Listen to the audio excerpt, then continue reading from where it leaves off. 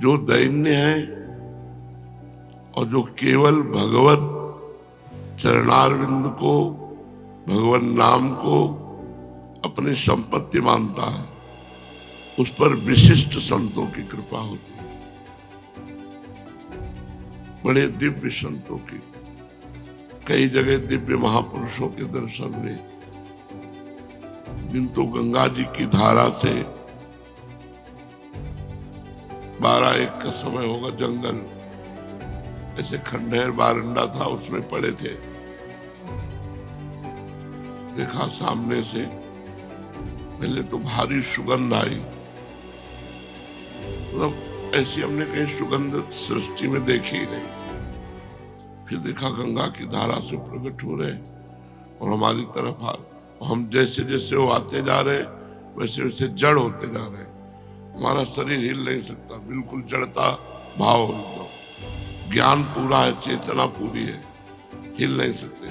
आए, हमारा सर अपनी गोद में लिया, ऐसे सहलाते हुए एक मंत्र बोले, वो अब भी जपते हैं।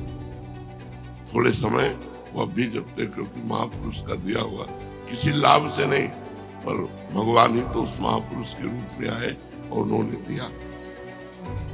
बस केवल सर में से हाथ फैलाते रहे। कई ऐसे महापुरुषों के जो बड़े ही दिव्य, तो अपने आप आपको संतों का सानिध्य मिल जाएगा यदि अहंकार रहित और भोग, इंद्रियों के जो भोगे जाते हैं, इनका त्याग। ये 2 बातें जरूरी है। कबीरदास जी कहते हैं, चदरिया जैसी की तैसी धरि दीनी।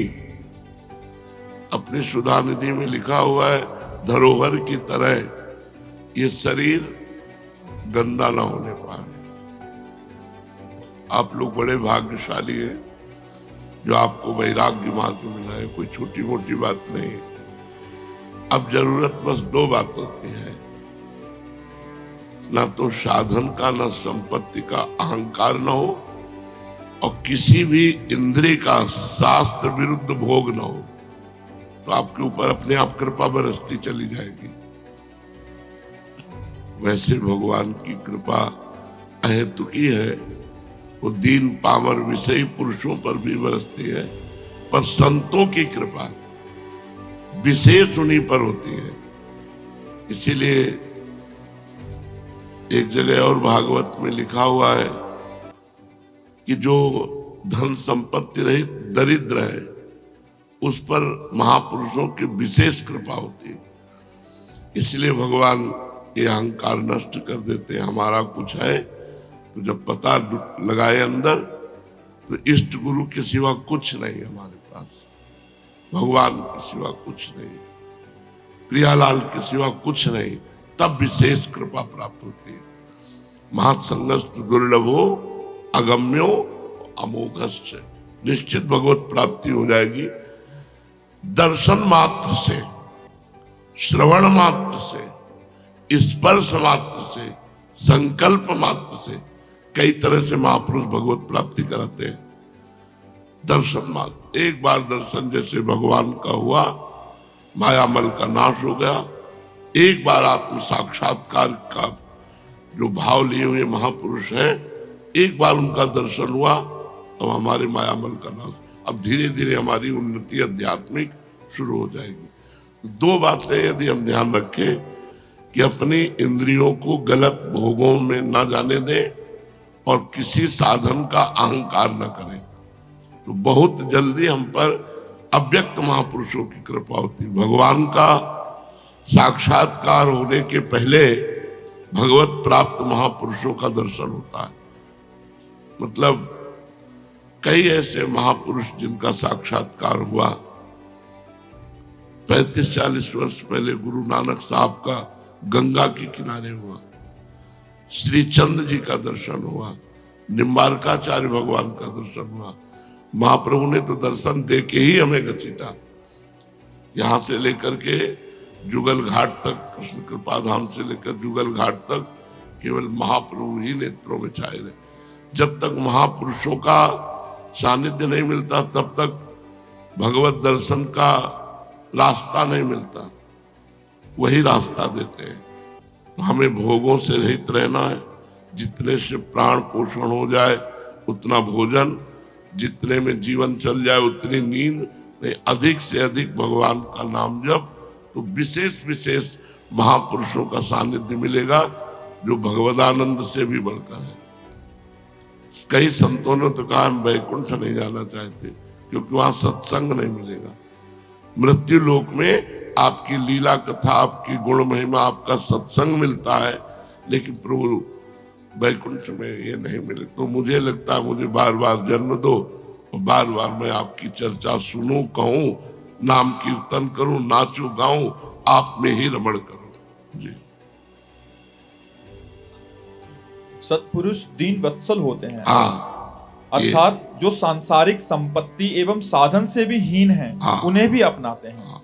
ब्राह्मण, यद्यपि हम आपके शुभागमन और शुभ दर्शन से ही कृतकृत हो गए हैं, तथापि आपसे उन धर्मों के साधनों के संबंध में प्रश्न कर रहे हैं जिनको मनुष्य श्रद्धा से सुन भर भी ले तो भी इस और से भयदायक संसार से मुक्त हो जाए। देखो, जो ये नौ योगेश्वरों का संवाद सुनाएंगे तो कह रहे श्रद्धा से सुन केवल ले। एक बार आपने श्रद्धा से सुन लिया ना तो आपका कल्याण हो जाएगा, आपका मंगल हो जाएगा। तो क्या केवल सुनने मात्र से हो जाएगा? श्रद्धा से सुन ले। श्रद्धा का मतलब होता है जो सुना वैसे उतार लिया, इसीलिए श्रद्धा शब्द है, केवल सुनना नहीं है। जो सुना उसे अपने जीवन में उतार लिया तो बोले एक बार सुनने मात्र से भगवत प्राप्ति हो जाएगी। जी। पहले जन्म में मैंने मुक्ति देने वाले भगवान की आराधना तो की थी, परंतु इसलिए नहीं कि मुझे मुक्ति मिले। मेरी आराधना का उद्देश्य था कि वे मुझे पुत्र रूप से प्राप्त हों। अब देखो, वसुदेव जी महाराज को भगवान श्री कृष्ण पुत्र रूप में प्राप्त है। भगवान श्री कृष्ण मोक्षाधिपति है। इतनी मुक्ति तो सबको चाहिए, ना अपने शरीर से राग, न किसी अन्य शरीरों से राग, न किसी भोग की इच्छा, न किसी मान प्रतिष्ठा की इच्छा।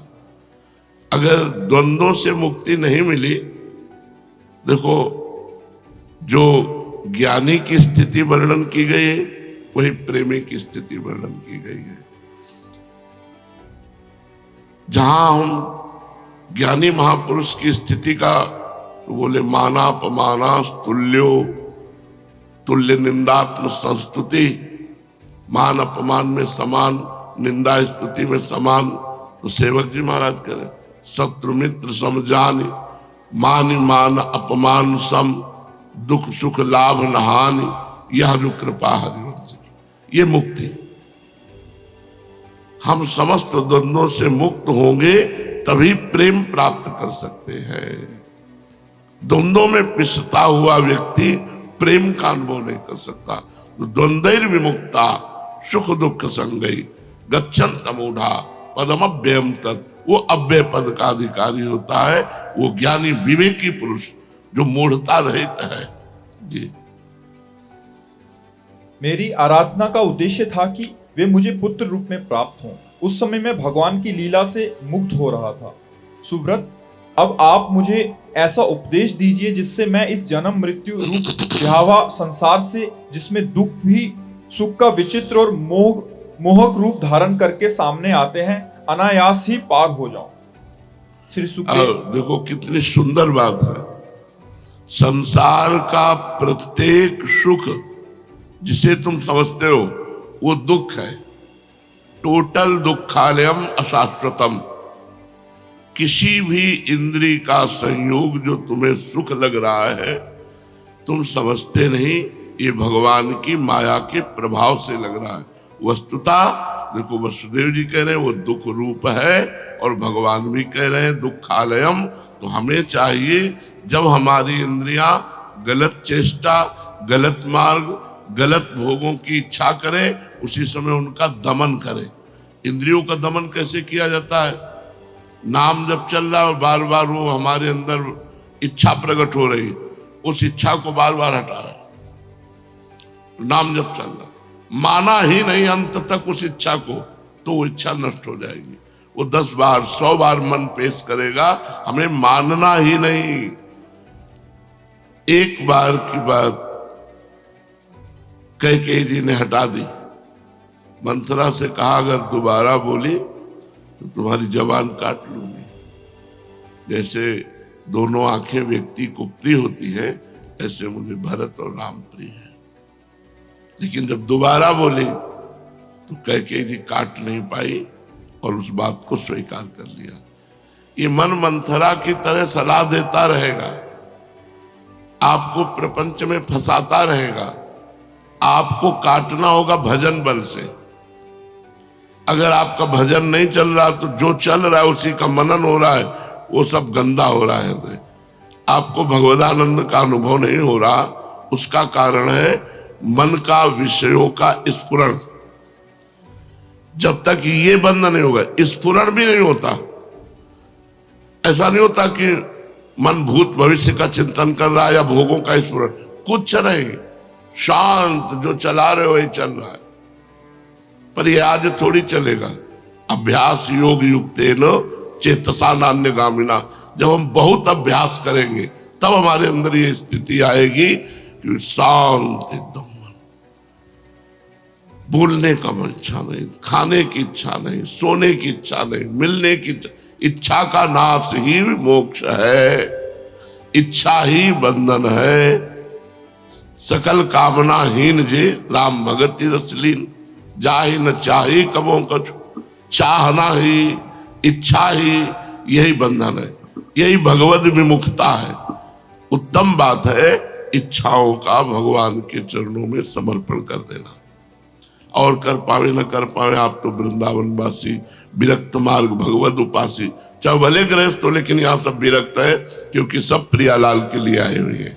जी सुब्रत, अब आप मुझे ऐसा उपदेश दीजिए जिससे मैं इस जन्म मृत्यु रूप ब्यावा संसार से, जिसमें दुख भी सुख का विचित्र और मोहक रूप से धारण करके सामने आते हैं, अनायास ही पार हो जाऊं।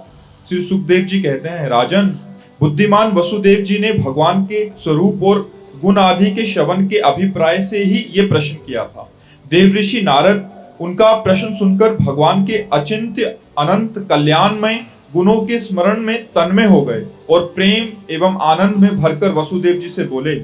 नारद जी ने कहा, यदुवंश शिरोमणे, तुम्हारा ये निश्चय बहुत ही सुंदर है, क्योंकि ये भागवत धर्म के संबंध में है, जो सारे विश्व को जीवन दान देने वाला है, पवित्र करने वाला है। वसुदेव जी, ये भागवत धर्म एक ऐसी वस्तु है जिसे कानों से सुनने, वाणी से उच्चारण करने, चित्त से स्मरण करने, हृदय से स्वीकार करने या कोई इसका पालन करने जा रहा हो तो उसका अनुमोदन करने से ही मनुष्य उसी क्षण पवित्र हो जाता है, चाहे वो भगवान का एवं सारे संसार का द्रोही ही क्यों ना हो। कितनी बड़ी बात कह दी।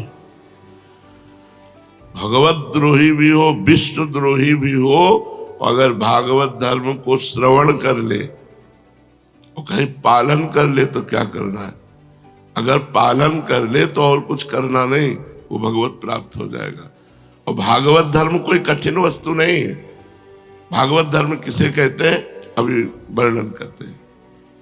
जिनके गुण, लीला और नाम आदि का श्रवण तथा कीर्तन पतितों को भी पावन करने वाला है, उन्हें परम कल्याण स्वरूप मेरे आराध्य देव भगवान नारायण का तुमने आज मुझे स्मरण कराया है। वसुदेव जी, अब देखो, तो अभी तक नारद जी क्या विस्मरण में थे क्या?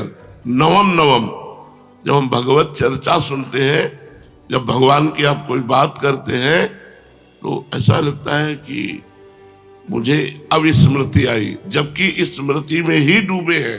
नवम जैसे कुछ लोग कहते हैं कि मंत्र जपते हुए थकान लगती है, नाम जप करते हुए थकान महसूस होती है, पाप, अभी पाप है। नहीं, तुमसे सही कहते हैं, जलन महसूस होती है कि अभी वो भजन नहीं हो रहा, हाय हाय मचता है कि फिर रात आ गई, फिर दिन आ गया, अभी वो भजन नहीं हो रहा जो होना चाहिए। रात दिन भजन करने पर भी भजन की भूख ऐसी बढ़ रही कि लगता है सब बेकार, अभी वो भजन नहीं हो रहा, अभी वो बात नहीं हो रही। जब वो बात आती है तो वो सामने होते हैं, सामने होते होते उनका भी ऐसा रूप होता है कि अभी देखा ही नहीं, अभी देखा ही नहीं। मनो कबहू मिले ना। तो प्रेम में प्रेमी को कभी अन्य चिंतन करने का अवकाश ही नहीं मिलता, क्योंकि वो अपने ही विषय से इतना अतृप्त रहता है, इतनी भूख रहती, उसे अन्य विषय का कोई चिंतन करने का कहीं कोई भी गुंजाइश नहीं रहती। ये भागवत धर्म कोई असाधारण बात नहीं है, बिल्कुल साधारण बात है। अभी बताएंगे भागवत धर्म को स्वभाव से, संस्कार से, अनेक जन्मों की आदतों से, आपके मन से, तन से, वाणी से जो कुछ भी हो रहा है वो परम पुरुष भगवान को समर्पित कर दो। इसे भागवत धर्म कहते हैं। कुछ नहीं बताया कि ये करो, जो कुछ हो रहा है वो सब भगवान। यत करोषि, गीता जी में भगवान ने कहा यत करोषि, जो कुछ कर रहे हो वो भगवद अर्पणमस्तु, राधा वल्लभ अर्पणमस्तु, कृष्णार्पणम। अरे बड़ा लाभ है इसमें, इसमें क्या निश्चित भगवत प्राप्ति। जो भी किया, घर गृहस्थी, परिवार, व्यापार, नौकरी, सब भगवद अर्पणमस्तु।